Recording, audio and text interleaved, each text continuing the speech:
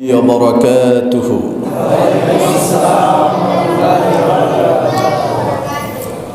إن الحمد لله نحمده ونستعينه ونستغفره ونعوذ بالله من شرور أنفسنا ومن سيئات أعمالنا من يهده الله فلا مضل له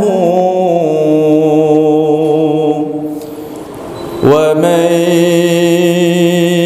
يضلله فلا هادي له ونشهد أن لا إله إلا الله وحده لا شريك له ونشهد أن سيدنا وحبيبنا ومولانا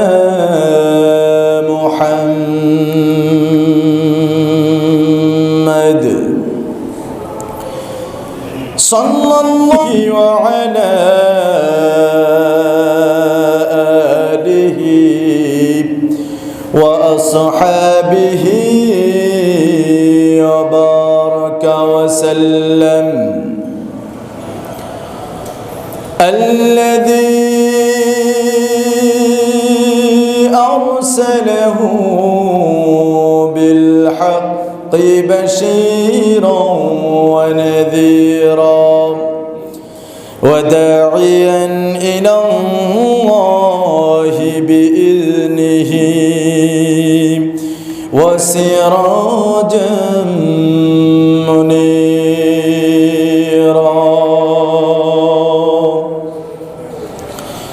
فقد قال الله تعالى في كلامه المجيد والفرقانه الحميد জবান খুলে সবাই পড়ুন আউযু বিল্লাহি মিনাশ শাইতানির রাজিম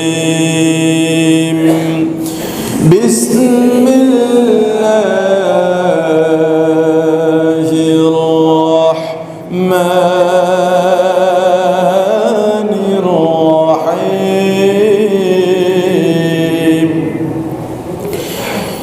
إن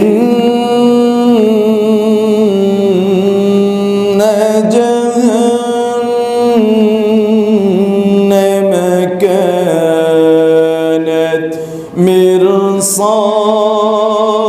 مرصادا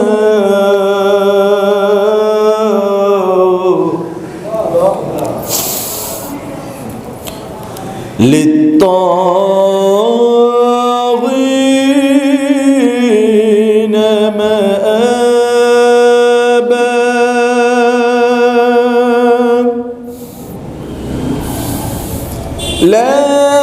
لابثين فيها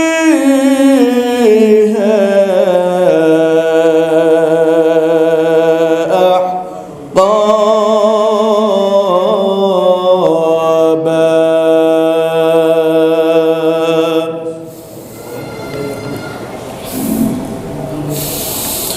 لا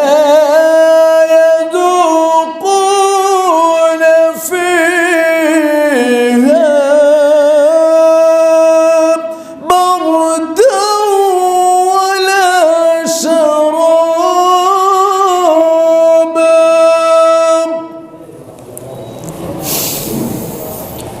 لا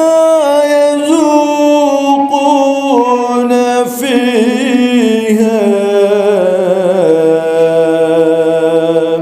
بردا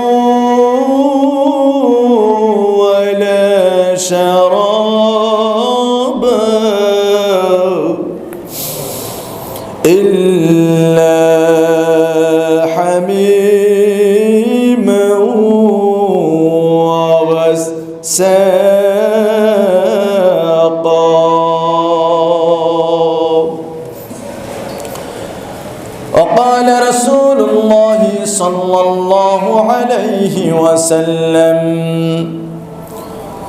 من سره أن ينظر يوم القيامة كأنه راعٍ فليقرأ إذا الشمس كورت وإذا السماء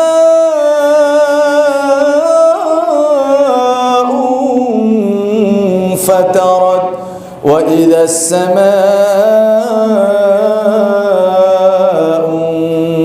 انشقت أو كما قال عليه الصلاة والسلام.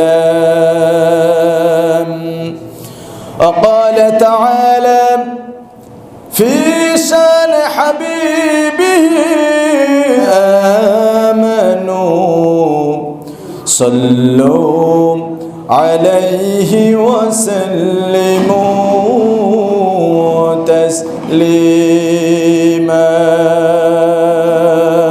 اللهم صل على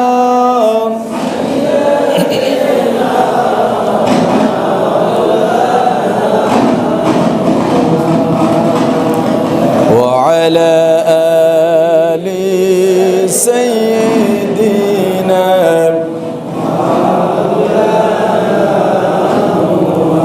আল্লাহর নবীর প্রতি আমাদের ভালোবাসা আছে না নাই?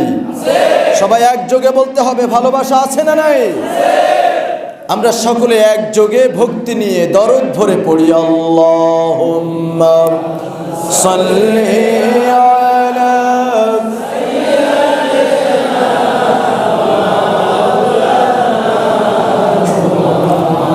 وعلى آل سيدنا مولانا. هنا يفلط بلبل كترنم بينهم جمن دهر में कलियों का تبسم भी न हो بلغ العلا بكماله كشف الدجى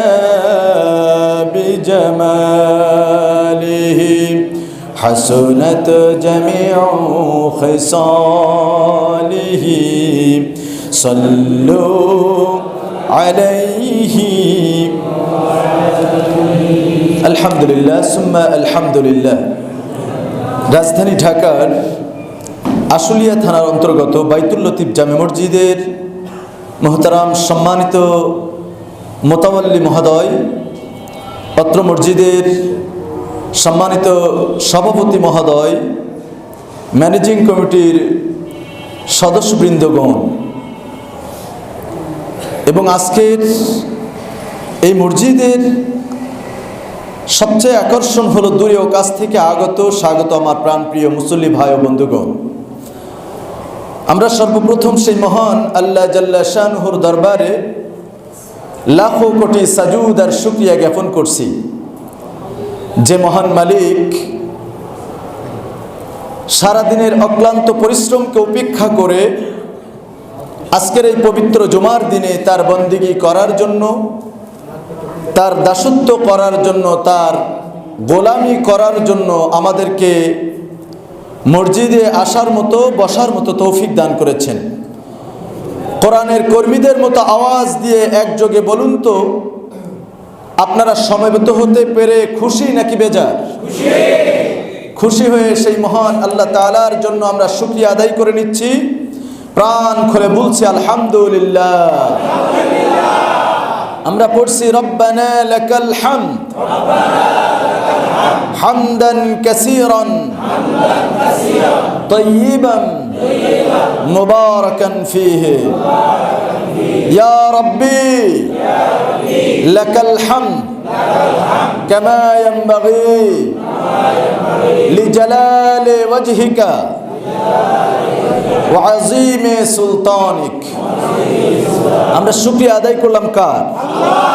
আলহামদুলিল্লাহ। দুরুদ আর সালাম জানাই বিশ্ব মানবতার মুক্তির কাণ্ডারি, মুক্তির দিশারি, রাহমাতুল লিল আলামিন, সরকার দু আলম সৈয়দুল মুরসালিন, বিশ্ব নেতা, বিশ্বনবী জনাবে মুহাম্মদুর রাসূলুল্লাহ সাল্লাল্লাহু আলাইহি ওয়াসাল্লামের বাংলাদেশের প্রান্ত হতে সালাম জানাই। হে রাসূল, আল্লাহ তাআলা যেন আমাদের সালামটুকুন বিশ্বনবীর রওজা মুবারকে পৌঁছে দেন। জোরে বলুন আল্লাহুম্মা আমিন।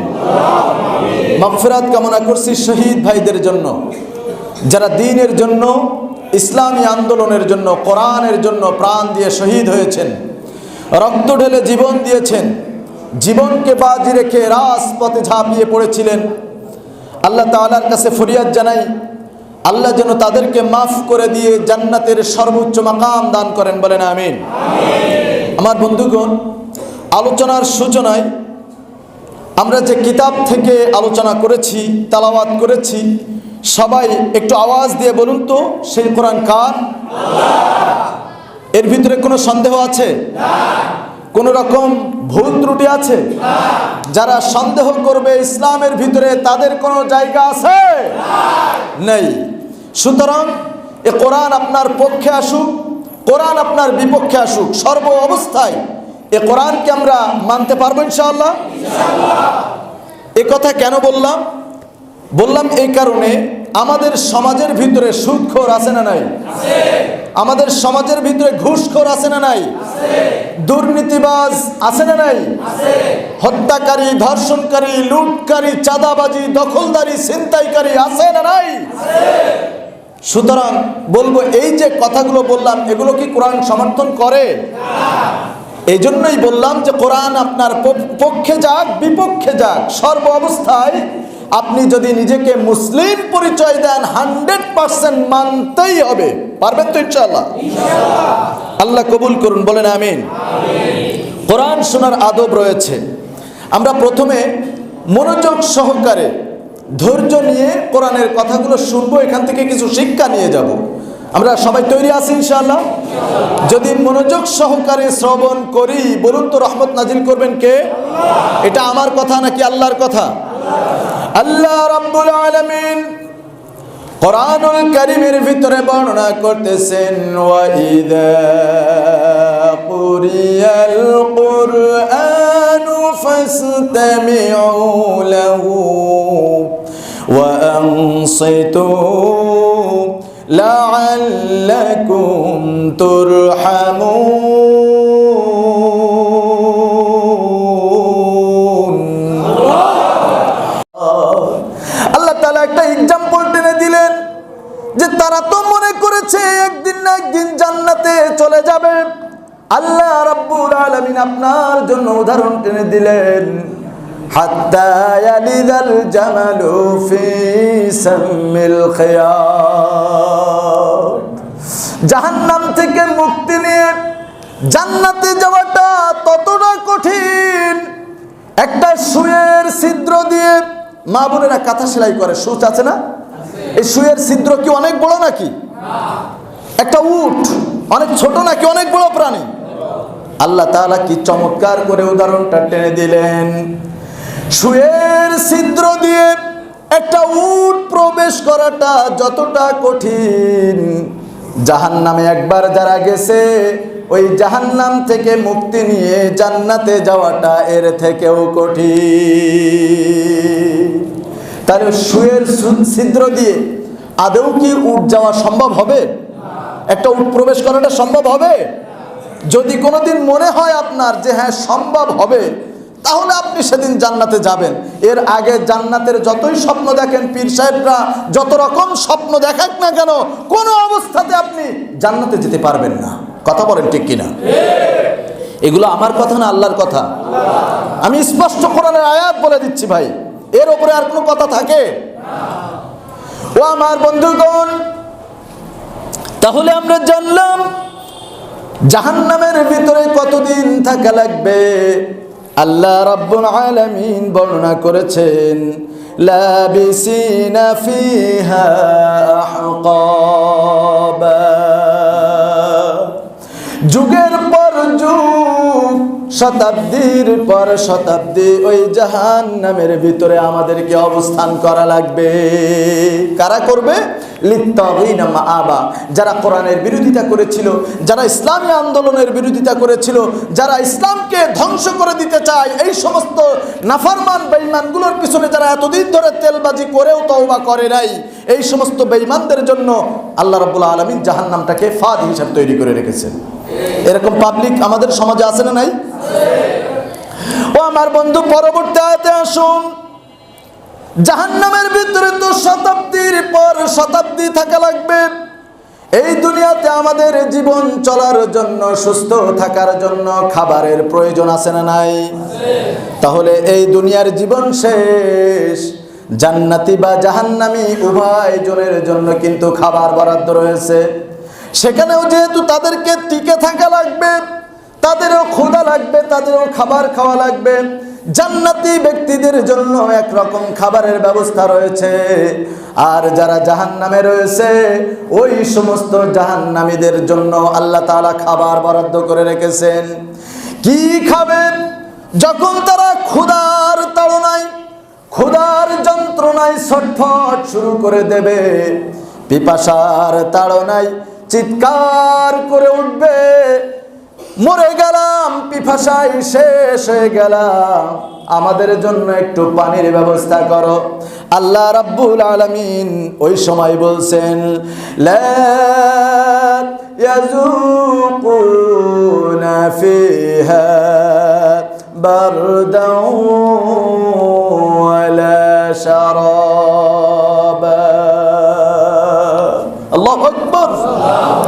ও আমার বন্ধুগণ, আল্লাহ তাআলা বলছেন যখন তারা ক্ষুধার যন্ত্রণায় ছটফট করবে জাহান্নামের ভিতরে, একটু খাবারের জন্য ছটফট করবে, একটু পানির জন্য চিৎকার শুরু করে দেবে, যে পিপাসার তাড়নায় ছটফট করবে, যখন আল্লাহ রাব্বুল আলামিন বলছেন তাদের কপালে, তাদের ভাগ্যে ঠান্ডা সুপেয় কোনো পানি তাদের কপালে জুটবে না। আল্লাহু আকবার। যখন তারা নিতান্ত পাগলের মতো হয়ে যাবে, পানি ছাড়া বাঁচবে না, খাবার ছাড়া বাঁচতে পারবে না, জাহান্নামের ভিতরে এমনিও তো কেউ মরবে না, যতই সে যন্ত্রণায় ছটফট করুক না কেন, সুম্মা লা ইয়ামুতু ফিহা ওয়ালা ইয়াহইয়া, জাহান্নামের ভিতরে সে মরবেও না আবার বাঁচবেও না, এরকম দুইয়ের ভিতরে সে একটা পরিস্থিতির সম্মুখীন হয়ে যাবে। ও আমার বন্ধুগণ, ওই সময় যখন তারা ছটফট করতে থাকবে, প্রাণবায়ু বের হয়ে যাওয়ার মতো অবস্থা হবে, আল্লাহ রাব্বুল আলামিন ওই সময় তাদেরকে খাবারের জন্য দেবে, ইল্লা হামিমান ওয়া গাসসাকা। মানুষের শরীরে যখন ঘা পাচড়া হয়, তখন ওই ঘা থেকে পুজ যেগুলো বাইর হয়, এই ক্ষতের ক্ষরণ, পুজ, রক্ত আর উত্তপ্ত ফুটন্ত টকবগি গরম পানিগুলো তাদেরকে খাবার হিসাবে দেয়া হবে। নাউযুবিল্লাহ। এগুলো কি কেউ খেতে পারবে? এরপরেও জাহান্নামীরা ক্ষুধার তাড়নায় কি খাবার এসেছে এটা আর দেখার মতো সময় থাকবে না।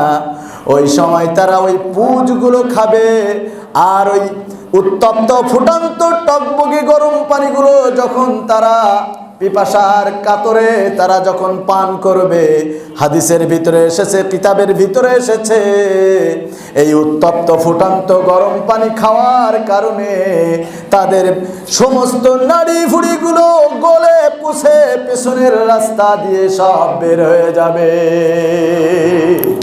আল্লাহু আকবার।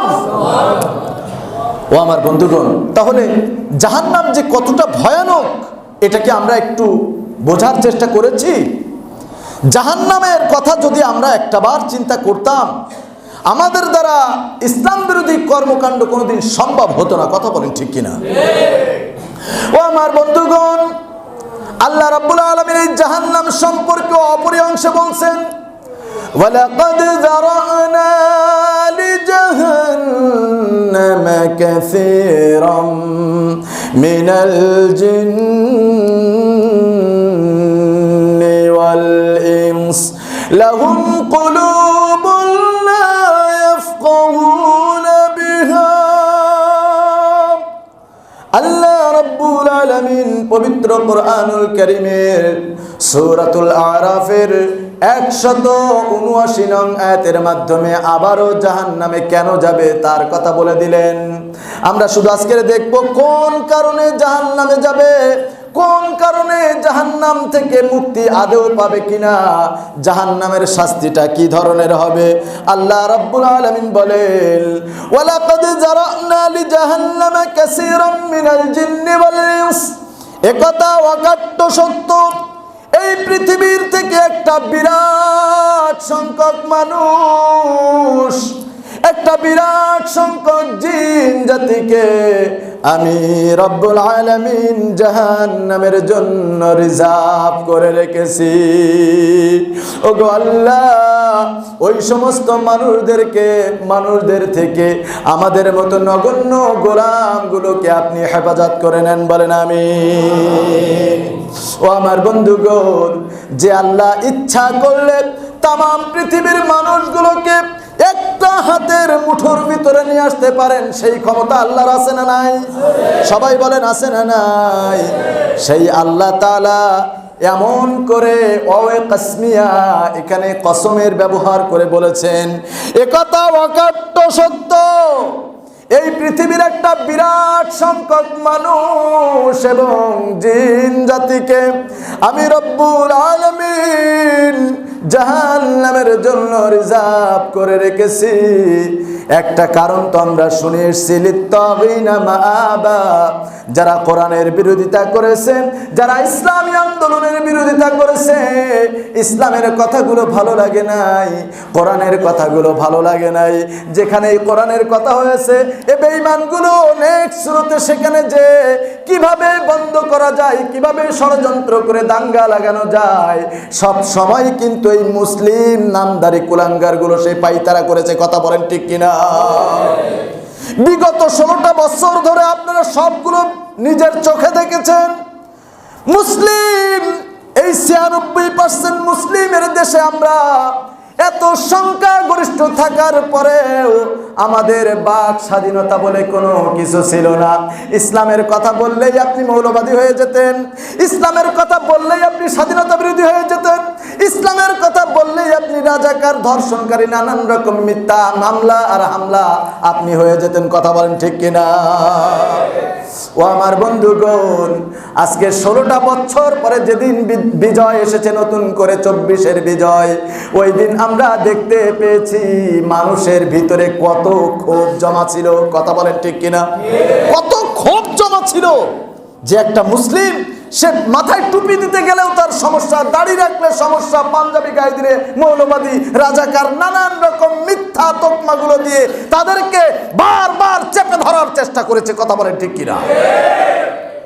আল্লাহ রাব্বুল আলামিন বলেছেন, লিত্তাগিনা মাআবা, এই দুনিয়ার ভিতরে যারা কোরআনের বিরোধিতা করেছে, ইসলামের বিরোধিতা করেছে, মুসলমানদেরকে সহ্য করতে পারে নাই, অনেকে লেবাস নিয়ে নানান রকম ইসলাম বিরোধী কর্মকাণ্ডের ভিতরে লিপ্ত ছিল।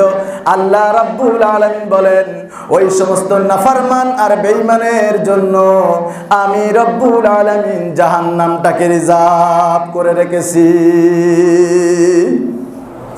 ও আমার বন্ধুগণ, এই আয়াত যেহেতু বলেছে, এখানে আরো একটা পয়েন্ট উল্লেখ করেছেন, লাহুম কুলুবুন লা ইয়াফকাহুনা বিহা, জাহান্নামে কেন যাবে? আমি রব্বুল আলামিন তাদেরকে একটা বিবেক দান করেছিলাম, আমি একটা বিবেক দান করেছিলাম। এই বিবেক তারা বিবেচনা করে নাই, মন যেটা চেয়েছে, যখন যেটা চেয়েছে সেটাই করেছে। খাও দাও ফুর্তি করো, दुनियाटा मस्त बड़ा दुनिया का मजा ले लो, ए दुनिया तुम्हारी है। শয়তানের এই মতবাদ অনুযায়ী নিজে যা যখন যেটা ইচ্ছা সেটাই করেছে।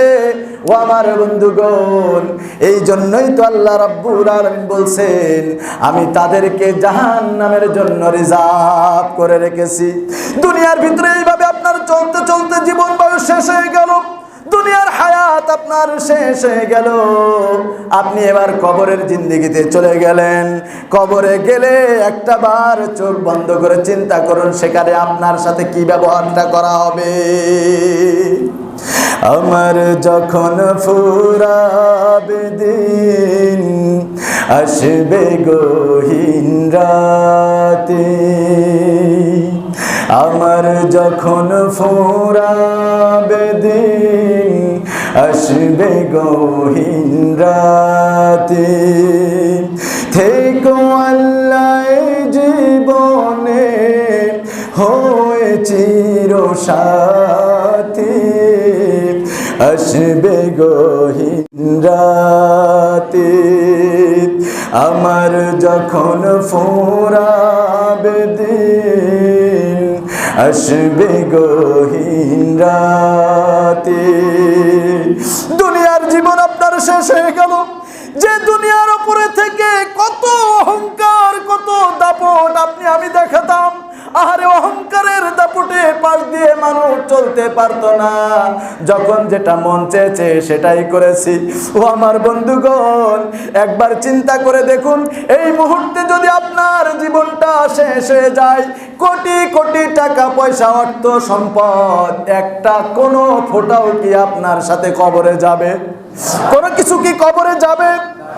যে মানুষটা এসি রুমের ভিতরে ছাড়া ঘুমাইতে পারতো না, আরামদায়ক পালঙ্কের উপরে ছাড়া ঘুমাইতে পারতো না, ওই মানুষটা মুহূর্তের ভিতরে মানুষ নাম থেকে মুছে ফেলে তার নাম হয়ে যাবে লাশ। কথা বলেন ঠিক কিনা? ও আমার বন্ধুগণ, ওই মানুষটাকে তার এতগুলো সন্তান ছিল, তার স্ত্রী ছিল, তার মা বাবা ছিল, কেউ তার সাথে আর যাবে না। দুনিয়াতে যাদের সাথে উঠা বসা করতো, বন্ধু স্বজন যারা ছিল, কেউ তার সাথে আর যাবে না। এক কোণে তাকে ফেলে রাখবে, কখন তাকে মাটি দেওয়া হয়, কখন তাকে দাফন কার্য সম্পাদন করা হয়, মানুষ ব্যস্ত হয়ে যাবে। সামান্য একটা টুকরা কাপড় দিয়ে, একটা অল্প পয়সার একটা কাপড় দিয়ে পেঁচিয়ে আপনাকে কবরের দেশে রেখে দেওয়া হবে। সেখানে আপনার ওই অন্ধকার ঘরে আর কেউ যাবে না। এই দুনিয়ার ভিতর থেকে যদি আপনি কোনো ভালো আমল করে যেতে পারতেন, কসম খোদার ওই দিন আপনার বন্ধু হিসাবে তা আপনার পাশে তারাই দাঁড়াইতো। কথা বলেন ঠিক কিনা? কবরের ভিতরে যখন ফেরেশতা প্রশ্ন করবেন, মান রব্বুকা, তোমার রবকে, মান দিনুকা, তোমার দিন কি, মান নবিয়ুকা, তোমার নবীকে, আমান হাদার রাজুল, আল্লাহর নবীকে দেখিয়ে দিয়ে বলবেন এই ব্যক্তিকে বলো। তখন ওই সময় আপনি কি বলতে পারবেন? বেটা তুই কার কাছে আসছিস? আমি তো অমুক দলের একজন বড় নেতা ছিলাম, তুই আমার কাছে কেন আসছিস? ছাড় দেবে? ছাড় দেবে? কখনো ছাড় দেবে না। কবরের জগতে আপনার আযাব শুরু হয়ে গেল, শাস্তি শুরু হয়ে গেল। এবার শুরু হয়ে যাবে আপনার জন্য হিসাবের জন্য, হিসাব নিকাশের জন্য কিয়ামতের ময়দান কায়েম হয়ে যাবে। ওই সময়ে আপনার পাশে কেউ দাঁড়াবে না। ওই সময় আপনার হিসাব নিকাশ যদি আপনি সুন্দরভাবে না দিতে পারেন, ওই সময় আপনার জন্য যিনি জাহান্নামের ব্যবস্থা করবেন তিনি কে? কতটা ভয়ঙ্কর একটা জায়গা! আল্লাহর নবী, বিশ্ব নবী সাল্লাল্লাহু আলাইহি ওয়াসাল্লাম বলেছেন, মান সাররাহু আইয়ানজুরা ইয়াউমাল কিয়ামাতি কান্নাহু রাআইনুন ফালইকরা ইযাশ শামসু কুওয়িরাত ওয়া ইযাস সামাউ শাক্কাত ওয়া ইযাস সামাউ ফাতারাত আও কামা ক্বালা আলাইহিস সালাতু ওয়াস সালাম। জোরে বলেন সুবহানাল্লাহ।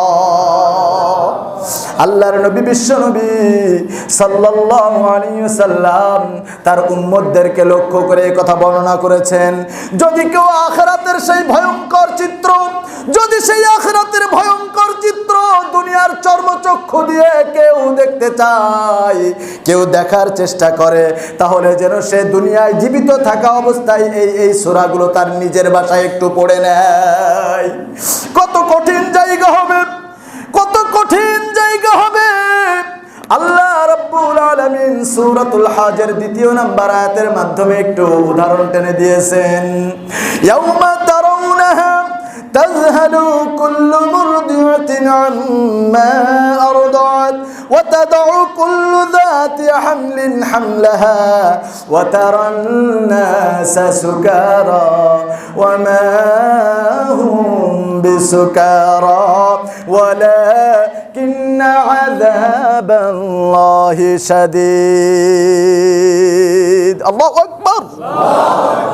আল্লাহ রাব্বুল আলামিন এই আয়াতের মাধ্যমে আখিরাতের ময়দানের ভয়ঙ্কর চিত্র কিছুটা হলেও প্রকাশ করে দিয়েছেন।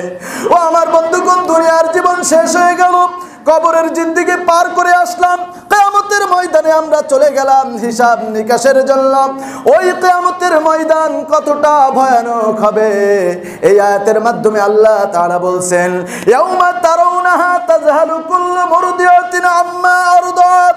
ওই দিন দেখা যাবে, অর্থাৎ কিয়ামতের দিন, ওই দিন দেখা যাবে স্তন্যদায়িনী মা, যে মা আপনাকে আমাকে একদিন 2 দিন নয়, 1 মাস 2 মাস নয়, দীর্ঘ 10টি মাস পেটে ধরে লালন করেছেন, নিজের রক্তগুলো খাওয়ায় আপনাকে আমাকে তিল তিল করে মানুষ করেছেন। ওই স্তন্যদায়িনী মা কাল কিয়ামতে সন্তানের কথা আর মনে থাকবে না। ওই সন্তানকে ফেলে রেখে কিয়ামতের ওই ভয়ঙ্কর অবস্থা দেখে পালিয়ে চলে যাবে। মা তার সন্তানকে মনে রাখবে না। অথচ দুনিয়ার বুকে যখন আপনার বিবাহিত জীবনের 6 বছর 7 বছর পরে, অনেক সাধনার পরে যখন একটা সন্তান আল্লাহ দান করেন, আপনাকে ওই সময় যদি বলা হয় তোমাকে আমি 5 লক্ষ টাকা দেব, ওই সন্তানটা আমাকে দিয়ে দাও, কোনো মা কি রাজি হবে? কোনো মা কি রাজি হবে? কত ডাক্তার কবিরাজ দেখে 6 বছর 7 বছর 10 বছর 12 বছর অপেক্ষা করার পরে আল্লাহ রাব্বুল আলামিন তাকে একটা সুসন্তান দান করেছেন। ওই সন্তানটা পাওয়ার পরে ওই সন্তানের উপরে কতটা দরদ একমাত্র ভুক্তভোগী মার বাবা জানে। কথা বলেন ঠিক কিনা? কাল কিয়ামতের ময়দানে বলা হয়েছে যে এত কঠিন মুহূর্ত চলে আসবে, ইয়াউমা তারাউনাহা তাযহালু কুল্লু মুরদিয়া আম্মা আরদাত ওয়া তাদউ কুল্লু যাতি হামলিন হামলাহা। ওই দিন দেখা যাবে স্তন্যদায়িনী মা, যে মা এত কষ্ট করে আমাদেরকে লালন পালন করেছেন, কাল কিয়ামতের কঠিন মুহূর্ত দেখে ওই দিন সন্তানকে ফেলে রেখে মা জননী পালিয়ে চলে যাবে। সবাই যার যার ইচ্ছা নিয়ে, যার যার অবস্থান নিয়ে চিন্তা করা শুরু করবে, আমার কি হবে, আমার কি হবে। সন্তানের কথা মনে থাকবে না, স্বামীর কথা মনে থাকবে না, বাবা তার সন্তানকে মনে রাখবে না। ওই দিন হাহাকার পড়ে যাবে, কোথায় যাব, কোথায় গেলে একটু মুক্তি মিলবে। শুধু তাই নয়, যে সমস্ত মায়েরা গর্ভ অবস্থায় মৃত্যুবরণ করেছেন, কাল কিয়ামতে কঠিন মুসিবতের সময়, ওই কঠিন মুহূর্তের সময় সিজার করা লাগবে না, তাকে ধাত্রী নিযুক্ত করা লাগবে না।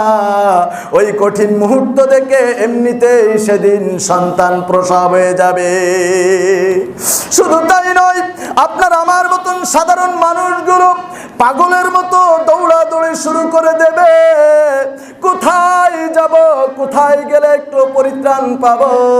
ও দুনিয়ার মানুষেরা, আমি তোমাদেরকে বলতে চাই, ওই কবরের ময়দানে, কবরে আমাদেরকে যেতে হবে, আখিরাতের ময়দানেও কিন্তু আমাদেরকে যেতে হবে। সময় রয়েছে, বাকি জীবনটা ইসলামের রাস্তায় কাটাতে হবে কিনা? সবাই বলেন হবে কিনা? ও আমার বন্ধুগণ, ওই দিন মানুষগুলো দেখে যেন মনে হবে তারা নেশা আসক্ত। ওয়াতারান নাসা সুকারা, তাদেরকে দেখে যেন মনে হবে তারা নেশা আসক্ত, এই বুঝি তারা নেশা করে এসেছে। অথচ আল্লাহ রাব্বুল আলামিন পরবর্তী অংশের ভিতরে বলছেন, ওয়া মা হুম বিসুকারা, তারা নেশা আসক্ত নয়, তারা মাতাল নয়, ওয়ালাকিন্না আযাবাল্লাহি শাদীদ। আজকের আমার এই আযাবের অবস্থা দেখে, আজকের এই ভয়ঙ্কর অবস্থা দেখে তাদের অবস্থা এই হয়ে গেছে।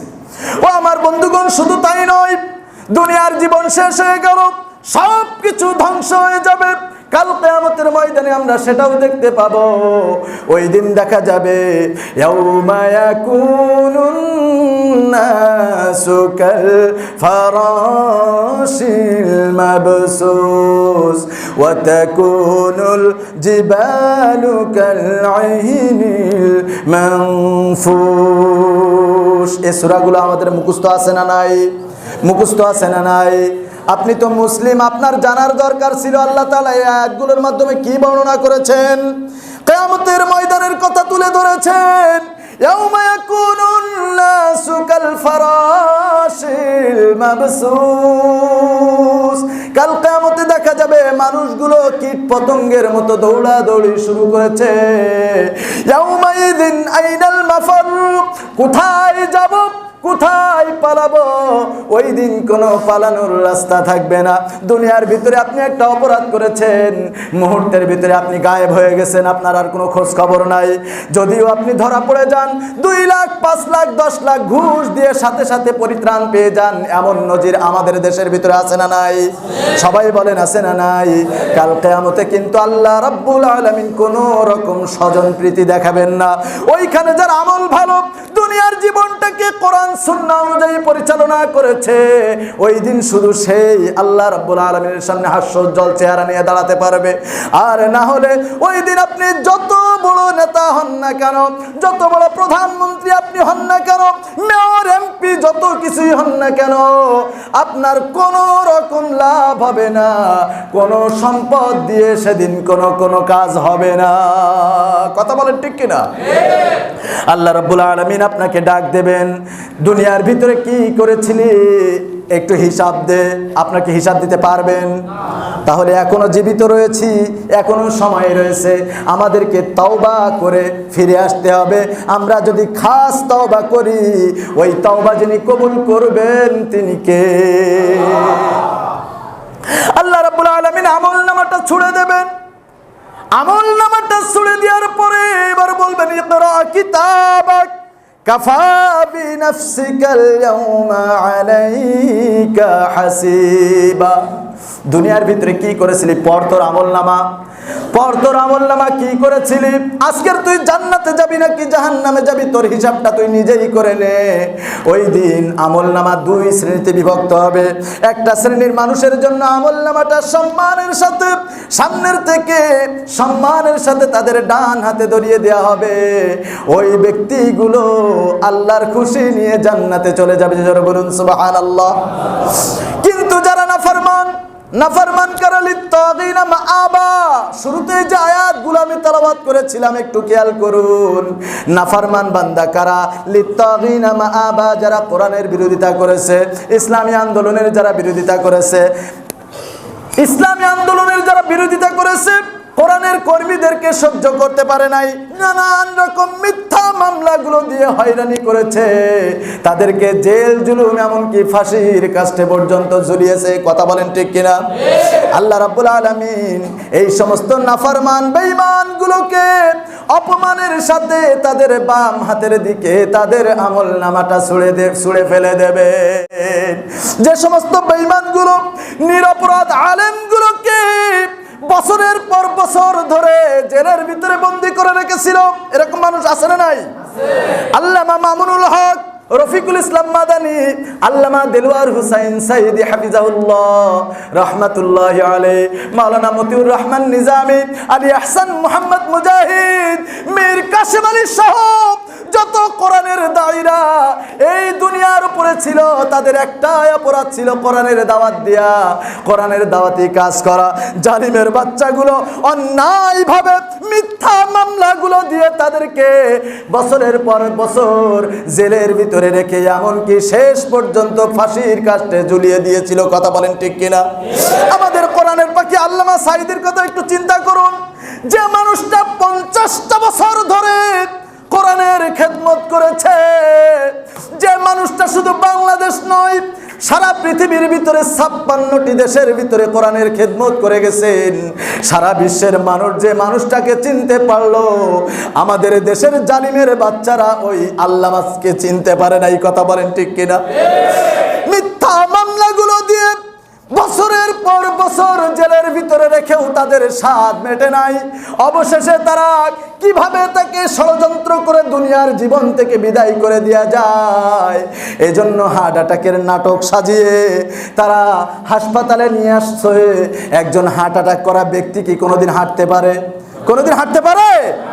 আল্লামা সাঈদী রাহমাতুল্লাহি আলাইহি গাড়ি থেকে নামলেন, জাতির উদ্দেশ্যে যেভাবে মাহফিলের আগে শুরুতেই সালাম দিতেন, এভাবে হাতটা উঁচু করে দিয়ে আসসালামু আলাইকুম ওয়া রাহমাতুল্লাহ বিদায় সালামটা যেন দিয়ে দিলেন।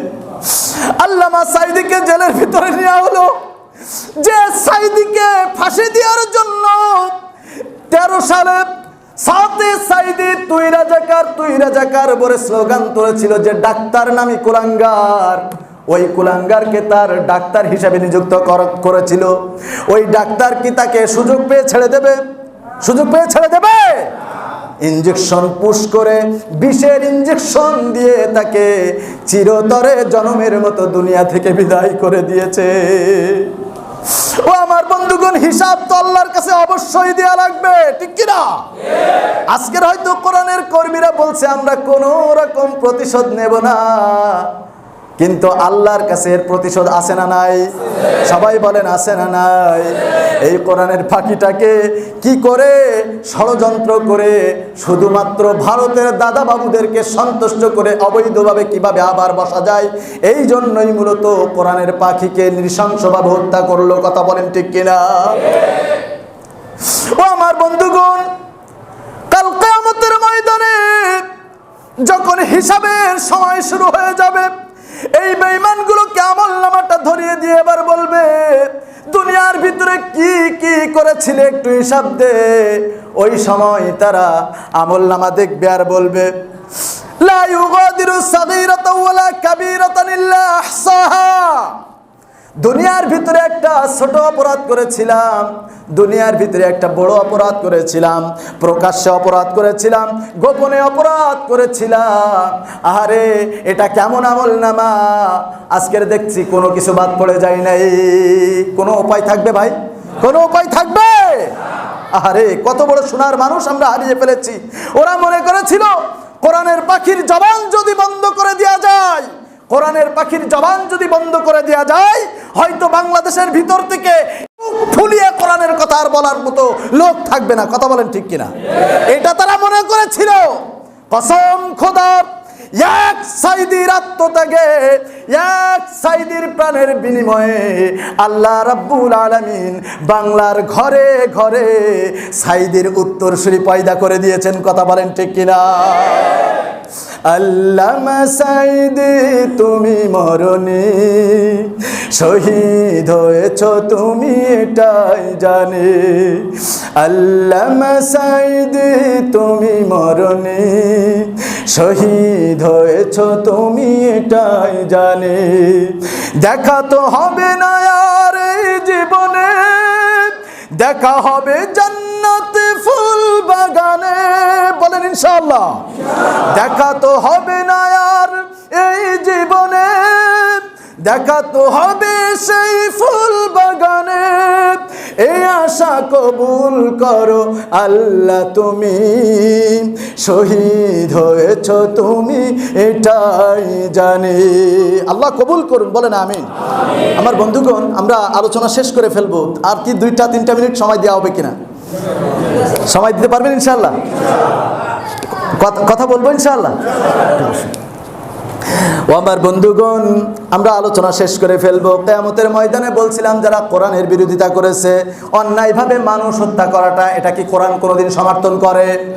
আমি সেটাই বোঝাতে চেয়ে মূলত এই উদাহরণগুলো টেনে এনেছি। অন্যায়ভাবে যারা এইভাবে এক একটা মানুষকে হত্যা করলো, কোরআন সুন্নাহর ভাষায় সে যেন একটা মানুষকে হত্যা করলো না। কিয়ামত পর্যন্ত যত মানুষ আসবে, সকল মানুষকে হত্যা করলে যে গুনাহ হয়, ওই গুনার পাহাড় তার আমলনামায় দেয়া হবে। কথা বলেন ঠিক কিনা? আল্লাহ তাআলা বলবেন দুনিয়ার ভিতরে কি করেছিলি একটু তোর আমলনামাটা পড়ে দেখ। ওই সময় তারা আফসোস করবে আর বলবে মা আগনা আন্নি মালিয়া, দুনিয়ার ভিতরে লুটপাট করে চাঁদাবাজি করে কত কোটি কোটি টাকার পাহাড় আমরা করেছিলাম। আহারে এই দুঃসময়ে দুনিয়ার ভিতরে একটু কিছু হইলেই 1 লাখ 2 লাখ ঘুষ দিলে সব কিছু মিটে যেত। কিন্তু মা আগনা আন্নি মালিয়া, এত কোটি কোটি টাকার পাহাড় এই দুঃসময়ে আমার কোনো কাজে লাগলো না। হালাকা আন্নি সুলতানিয়া, দুনিয়ার ভিতরে ব্যারিস্টার ছিলাম, দুনিয়ার ভিতরে প্রধান বিচারপতি ছিলাম, প্রধানমন্ত্রী ছিলাম, মন্ত্রী ছিলাম, এমপি ছিলাম, মেয়র ছিলাম, চেয়ারম্যান মেম্বার ছিলাম, এলাকার তথাকথিত একজন ছাতামাতা ছিলাম। আরে কত দাপট ছিল। হালাকা আন্নি সুলতানিয়া, আজকের আমার কোনো বাদশাহিত্ব কোনো ক্ষমতা আজকের আর কাজে লাগলো না। এই সময় তারা যখন একের পর এক মনে করে করে তারা আফসোস করবে, আল্লাহ রাব্বুল আলামিন ওই সময় ফেরেশতাদেরকে অর্ডার করবেন, খুযুহু ফাগুল্লু, ওদেরকে ধরো, ওদেরকে পাকড়াও করো, ওদেরকে গ্রেফতার করো। দুনিয়ার জীবনে যেমনি ভাবে নিরপরাধ মানুষগুলোকে নানান রকম মিথ্যা মামলা দিয়ে 1.5 হাতি একটা বেড়ি পরিয়েছে, হ্যান্ডকাপ পরিয়েছে, ওদেরকে আজকের 1.5 হাতি বেড়ি না, সুম্মা ফি সিলসিলাতিন সাবউহা যিরাআন ফাসলুকু, 70 গজ লোহার বেড়ি দিয়ে ওদেরকে বেঁধে সুম্মাল জাহিমা সল্লু, ওদেরকে হাসলাইতে হাসলাইতে সুম্মাল জাহিমা সল্লু, জাহান্নামের ভিতরে নিক্ষেপ করো। এ কথা কি আমার কথা নাকি আল্লাহর কথা? সবাই বলেন আল্লাহর কথা কিনা এটা? অবশ্যই আল্লাহর কথা। তাহলে আমরা এই কথা কি বিশ্বাস করি? এখন আমি আপনাদেরকে সর্বশেষ বলতে চাই, আলোচনা আসলে তাফসীর করতে গেলে অনেক সময়ের প্রয়োজন, যেহেতু আমরা যতটুকু শুনেছি এর মাধ্যমে আমাদের ভিতরে চিন্তার উদ্রেক হয়েছে কিনা ভাই? চিন্তার উদ্রেক হয়েছে কিনা? বাড়িতে যে চিন্তা করবেন, সারাদিন পরে যখন রাতে ঘুমাইতে যাবেন আত্মসমালোচনা করবেন। ইসলামী আন্দোলনের কর্মীরা অন্তত এই অভ্যাসটুকু তাদের ভিতরে রয়েছে, সারাদিন শেষে রাত্রে ঘুমাতে যাওয়ার আগে আত্মসমালোচনা করে তারা, যে সারাদিনের ভিতরে কয়টা খারাপ কাজ করলাম, কয়টা ভালো কাজ করলাম, কয় প্যাকেট সিগারেট খাইলাম, সব কিছু হিসাব করে আল্লাহর কাছে তাওবা করে তারপরে রাত্রে ঘুমাইতে যায়। সুতরাং আমি আপনাদেরকে বলতে চাই, আজকের কোরআন এবং হাদিসের আলোকে, বর্তমান প্রেক্ষাপটের আলোকে আমরা যে কথাগুলো শুনেছি, এখন আমাদের মন পরিবর্তন করতে হবে কিনা? সবাই বলেন পরিবর্তন করতে হবে কিনা? আমাদের মনের ভিতরে অনেক রকম মানে জং ধরে গেছে অনেক রকম বিষয়ের। ইসলামের বিরোধী কোন কাজগুলো আমাদের দ্বারা হচ্ছে, হয়তো সরাসরি করছি না, কিন্তু এমন কোনো কাজ করছি যার মাধ্যমে হয়ে যাচ্ছে। যেরকম মনে করেন এই মুহূর্তে যদি একজন মনে করেন যে নির্বাচন দেওয়া হয়, নেতা সাহেব একজন দাঁড়ায় গেছে, ব্যাস সেই নেতা নামাজ পড়ে কি পড়ে না, সুদখোর ঘুষখোর কিনা, সে সৎ কিনা, না জেনে না বুঝে আমরা কোনো কিছু জানার চেষ্টা না করে ওই নেতার পিছনে তেলবাজি আমরা শুরু করে দেই। কথা বলেন ঠিক কিনা? এবার আপনার একটা সমর্থনের কারণে, আপনার একটা সাপোর্টের কারণে, যখন ওই নেতা যদি আপনার সাপোর্টের কারণে চেয়ারে বসতে পারে একবার, আর যত দুর্নীতি করবে, যত চাঁদাবাজি করবে, যত ইসলাম বিরোধী কর্মকাণ্ড করবে, এর গুনাহ কি শুধু সে একা ভোগ করবে নাকি আপনার আমলনামায় আসবে? সবাই বলেন। আপনাদেরকে চিন্তার খোরাক দিয়ে দিলাম, অবশ্যই সামনে সেদিন আসছে, একজন সৎ নামাজি যারা কোরআনের রাজ কায়েম করতে চায়, যদি আপনার মনে হয় যে কবরে একদিন যেতে হবে, আল্লাহর সন্তুষ্টি আমাদের দরকার, কিয়ামতের ময়দানে আমরা ধরা খাবো না, তাহলে অবশ্যই বাকি দিনগুলো কোরআন সুন্নাহ অনুযায়ী আমাদেরকে পরিচালনা করতে হবে। পারবো ইনশাআল্লাহ? সবাই বলেন পারবো ইনশাআল্লাহ? আল্লাহ রাব্বুল আলামিন যেন আমাদের তৌফিক দান করেন, বলেন আমিন। আরো জোরে বলুন আল্লাহুম্মা আমিন। কোরআনের কথা আমরা মানতে পারবো ইনশাআল্লাহ? হাদিসের পথে চলতে পারবো ইনশাআল্লাহ? কারা পারবো একটু হাত তুলে দিন। লিল্লাহে তাকবীর, লিল্লাহে তাকবীর। আল্লাহ কবুল করুন, বলেন আমিন। আরো জোরে বলুন আল্লাহুম্মা আমিন। আরো জোরে বলুন আল্লাহুম্মা আমিন। ওয়া আখির দাওয়ানা আনিল হামদুলিল্লাহি রাব্বিল আলামিন। সুবহানাকাল্লাহুম্মা ওয়া বিহামদিকা আশহাদু আল লা ইলাহা ইল্লা আনতা আস্তাগফিরুক ওয়া আতুবু ইলাইক। ওয়াসসালামু আলাইকুম ওয়া রাহমাতুল্লাহি ওয়া বারাকাতুহু। কালেকশন কখন? এখন? আচ্ছা, মসজিদের জন্য